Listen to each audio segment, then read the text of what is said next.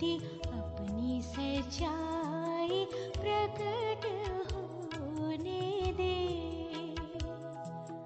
अपनी ज्योति अपनी सच्चाई प्रकट होने दे। परमेश्वर के रहस्य बांटिए भाई भक्त सिंह के द्वारा। फरवरी 15, परमेश्वर के निवास स्थान के रहस्य और बबूल की लकड़ी। निर्गमन की पुस्तक 25 अध्याय का 5 पद।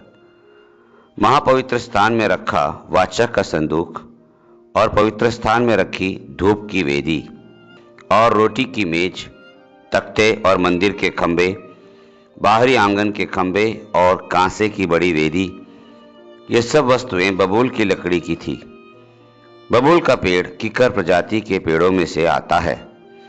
जगत के किसी भी हिस्से में पाए जाने वाला यह सबसे सामान्य पेड़ होता है और जलाने के अलावा वह और ज्यादा किसी काम में नहीं आता।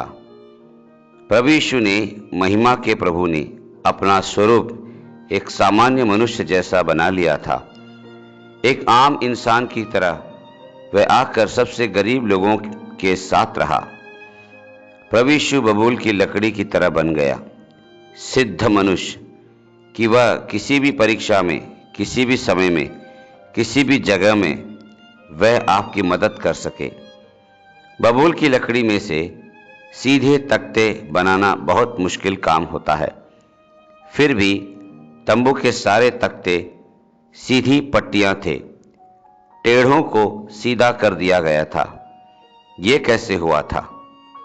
मिलाप वाले तंबू में इस्तेमाल हुई लकड़ी कीकर के उस काले पेड़ में से इस्तेमाल की गई थी जो अरब के सूखे बंजर रेगिस्तान में उगता है।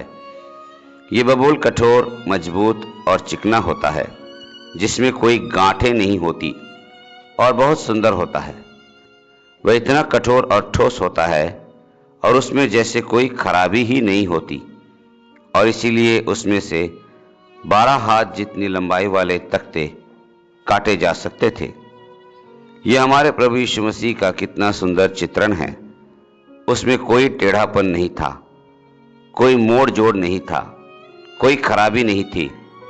फिर भी वह सूखी भूमि में से उगी एक जड़ की तरह निकल आया था। यशायाह की पुस्तक 53 अध्याय 2 पद। हम सभी अपने स्वभाव में टेढ़े होते हैं। हमारा प्रभु हमें सीधा करने के लिए बबूल की लकड़ी जैसा बन गया था।